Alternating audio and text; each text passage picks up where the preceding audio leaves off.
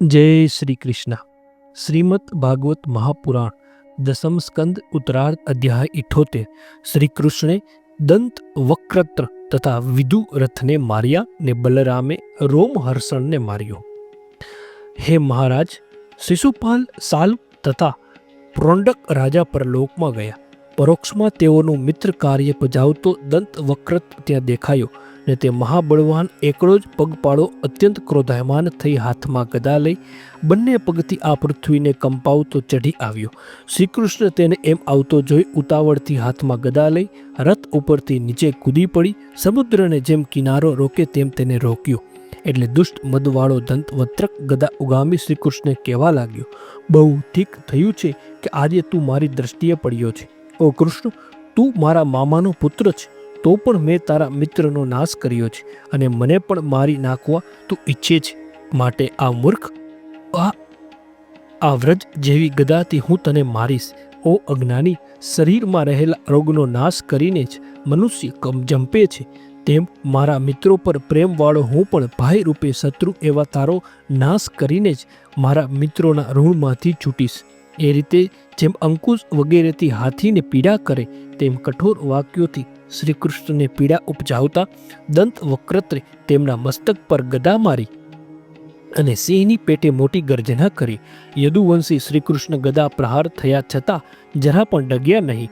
તેમણે ભારે કૌમાદકી ગદા શત્રુને છાતીમાં મારી એટલે તરત જ દંતવત્રકનું હૃદય ગદાથી ચીરાઈ ગયું ને મુખમાંથી લોહી ઓગતો તે કેસ, હાથ અને પગ પહોળા કરી પ્રાણ રહિત થઈ પૃથ્વી પર પડ્યો। હે રાજા, શિશુપાલનો વધ થતાં જેમ તેનું જ તેજ શ્રીકૃષ્ણમાં પેટું હતું, તેમ એ દંતવક્તકના વધ પછીથી પણ તેનું અતિ સૂક્ષ્મ અદ્ભુત તેજ સર્વ પ્રાણીઓમાં દેખતા શ્રીકૃષ્ણમાં પેસી ગયું। પછી દંતવક્રતનો ભાઈ વિદુરથ ભાઈના શોકથી વ્યાપ્ત તે હાથમાં ઢાલ તરવાર લઈ શ્રીકૃષ્ણને મારવાની ઈચ્છાથી હાંફતો ત્યાં આવ્યો। એટલે તરત જ રાજેન્દ્ર કસી આવતા તે વિદુરથના મસ્તકને પણ શ્રીકૃષ્ણએ તીક્ષ્ણ ધારવાળા સુદર્શન ચક્રથી મુકુટ તથા કુંડળો સાથે ઉડાવી દીધું। એમ એકબીજાઓને સહન ન થઈ શકે એવા શોભ વિમાનો સાલ્વનો, દંતવત્રકનો તથા તેના નાના ભાઈનો વધ કરી દેવો તથા મનુષ્યોથી સ્તુતિ કરાતા અને મુનિઓ, સિદ્ધો, ગંધર્વો, વિદ્યાવરો, મોટા સર્પો, અપ્સરાઓ, પિતૃગણો, યજ્ઞો, કિન્નરો તેમજ ચારણો વડે ગવાતા વિજયવાળા અને જેમના પર પુષ્પોની વૃષ્ટિ કરાતી હતી એવા શ્રી કૃષ્ણ મુખ્ય યાદવોથી વીંટળાઈ સુશોભિત દ્વારકામાં પ્રવેશ કર્યો। એમ યોગેશ્વર જગન્યંતા ભગવાન શ્રીકૃષ્ણ સદાકાળ વિજયિત પામે છે, તો પણ પશુ જેવા અજ્ઞાનીની દ્રષ્ટિએ તે હારેલા જણાય છે।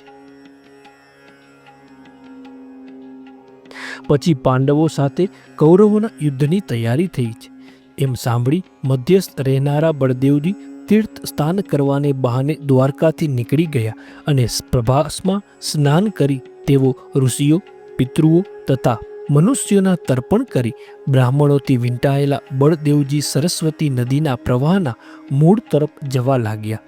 હે ભરતવંશી રાજા, પૃથુદક, બિંદુ સરોવર, તીર્થકૂપ, સુદર્શન, વિશાલ, બ્રહ્મતીર્થ, ચક્રતીર્થ અને પ્રાચી સરસ્વતી એ તીર્થોમાં અને યમુના કિનારે તથા ગંગા કિનારે આવેલા તીર્થોમાં જઈ તે નૈમિષારણ્યમાં ગયા કે જ્યાં સોનકાદી ઋષિઓ યજ્ઞ કરતા હતા। બળદેવજીને આવેલા જાણી લાંબા કાળને યજ્ઞ કરતા મુનિઓએ ઊભા થઈ પ્રણામ કરી અભિનંદન આપી તેમનો યથા યોગ્ય સત્કાર કર્યો। પછી પૂજા સત્કાર પામી પરિવાર સાથે આસન પર બિરાજેલા બળદેવજી મહર્ષિ વેદવ્યાસના શિષ્ય રોમહર્ષણને ત્યાં પેઠેલો જોયો।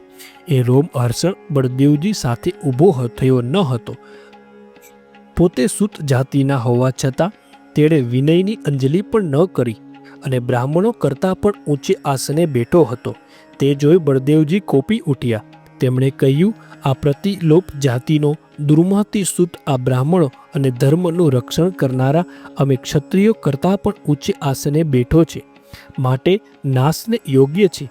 ભગવાન વેદ વ્યાસનો શિષ્ય થઈ ઇતિહાસો અને પુરાણ સાથે સર્વ ધર્મ શાસ્ત્રો ભણીને પણ તે આપ વર્તે એ યોગ્ય નથી। જે પુરુષ અજિતેન્દ્રિય અને અવિનયી હોય પોતાને વ્યર્થ પંડિત માનતો હોય અને મનને વશ ન રાખતો હોય, તેને જેમ રાજા વગેરેના પાઠ ભજવતા નટને રાજવૈભવો સુખ ઉપજાવતા નથી, તેમ શાસ્ત્રો વગેરે ગુણગારક થતા નથી. આ લોકમાં મેં આટલા માટે જ અવતાર લીધો છે. ધર્મના ઉત્તમ ચિહ્ન ધારણ કરનારા ધર્મ ડોંગીઓને મારે મારી જ નાખવા, કારણ કે તેવા ધર્મ ડોંગીઓ અધર્મ કરનાર પાપીઓ કરતાં પણ વધારે પાપી છે.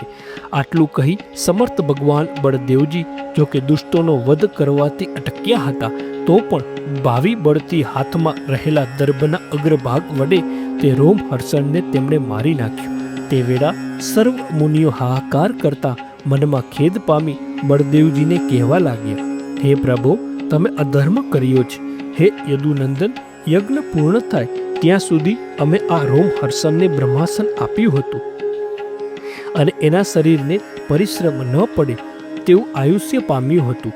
જો કે તમે આ બ્રાહ્મણ વધ અજાણતા જ કર્યો છે અને આપ યોગેશ્વર પણ બ્રાહ્મણો ન હન્યત્વ એ વેદ વચન પણ આસન કરી શકતું નથી, તો પણ હે લોકને પવિત્ર કરનારા, તમે પોતે જ બીજાને પ્રેરણા વિના જ બ્રહ્મ હત્યાનું પ્રાયશ્ચિત કરશો તો લોકો પણ તે પ્રમાણે વર્તશે.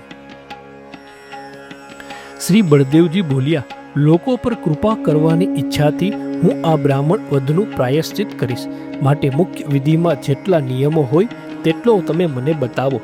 તમે આ રોમહર્ષણનું લાંબુ આયુષ્ય, બળ તથા ઇન્દ્રિય શક્તિ જે કંઈ ઈચ્છ્યું હોય તે મને કહો. હું મારી યોગ માયાથી તે સર્વ યુદ્ધ કરીશ. ઋષિઓ બોલ્યા, હે રામ, તમારા અસ્ત્રનું, પરાક્રમનું, મૃત્યુનું તથા અમારા અને તમારા વચનોનું જે રીતે સત્યપણું થાય તે રીતે કરો. શ્રી બળદેવજી બોલ્યા, પિતા પોતે જ પુત્ર રૂપે ઉત્પન્ન થાય છે, આવી વેદની આજ્ઞા છે.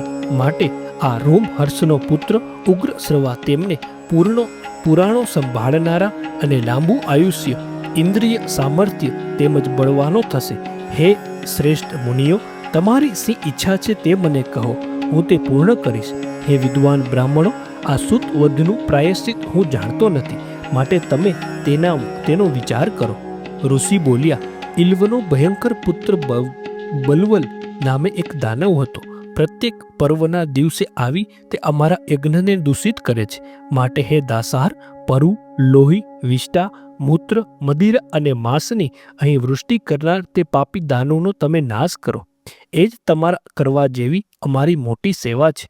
અને તે કર્યા પછી ભારત વર્ષની પ્રદક્ષિણા કરી 12 મહિના સુધી સારી પેટે સાવધાન થઈ ક્રામ ક્રોધાદિ તજી કૃચ ચાંદાર્ય આદિ વ્રતો કરી તીર્થોમાં સ્નાન કરવા તમે આ હત્યાના પાપથી છૂટશો. શ્રી મત ભાગવત મહાપુરાણ 10મ સ્કંદ અધ્યાય 78 સમાપ્ત. જય શ્રી કૃષ્ણ.